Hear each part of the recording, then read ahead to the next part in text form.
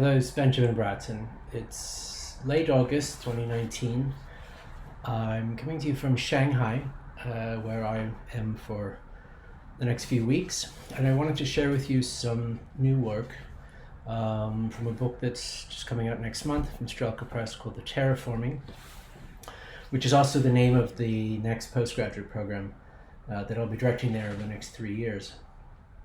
And the passage from the book that I wanted to share with you is called Automation as Ecology, and tries to set out an alternative model definition of automation in relationship to ecological science, ecological processes more generally, such that the biological and technical aspects of relay cascades of agency and determination might be understood in a more composite and amalgamated fashion. So I'll begin with a quote that you probably know from Alfred North Whitehead that goes, "Civilization advances by extending the number of important operations which we can perform without thinking." And it's this performance without additional decision which is part of the way in which we'll want to define automation. So the first section goes, automation automates autonomy. By sundial, abacus, sextant, telescope, microscope, or TPU, technologies alienate us, thankfully, from direct perceptual reckoning by enabling the conjuring of novel abstractions of the worldly processes in which we are embedded. Sometimes these abstractions are thought to be inseparable from the technologies that enable them, but sometimes the two go their separate ways. In turn, abstractions themselves become tools. Technologies beget abstractions, and abstractions beget technologies, or become a different kind of technology in and of themselves. Which causes which is never really about first mover agency.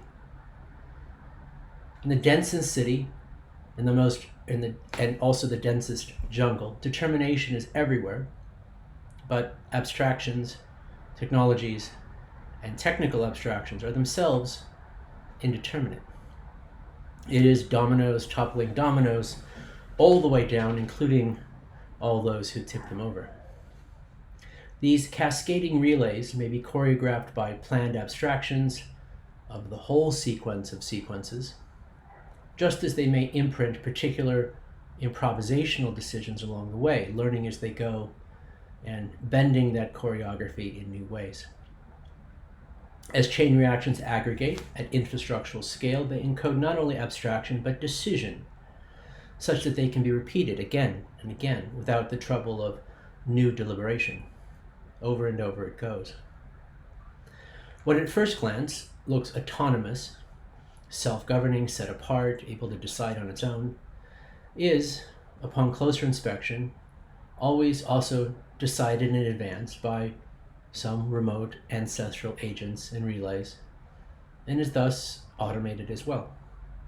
The apparent autonomy of the robot is based on what it's been taught, has learned, has learned to adapt to, and now repeats in combination without deciding anew, unless deciding anew is, of course, one of the things that it has been taught to adapt.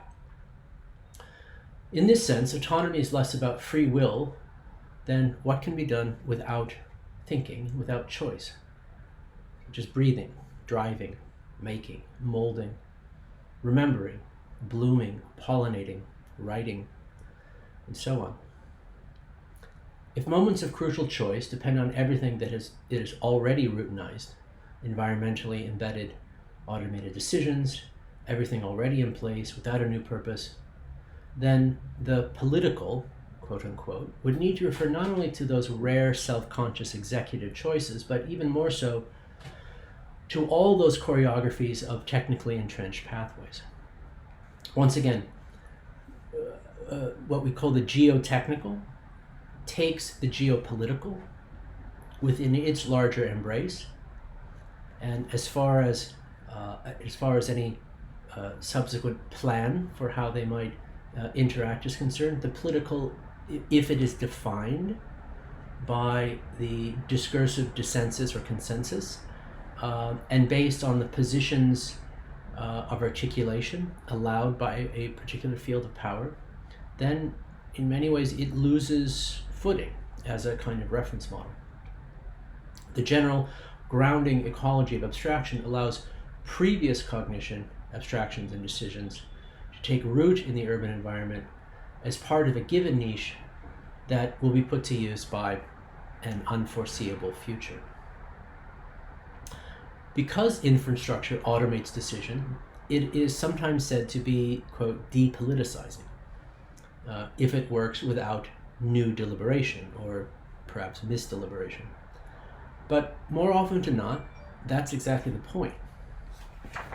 A political decision like where should the water come from and for whom should it come now becomes instead the infrastructural axiom of turning on a tap.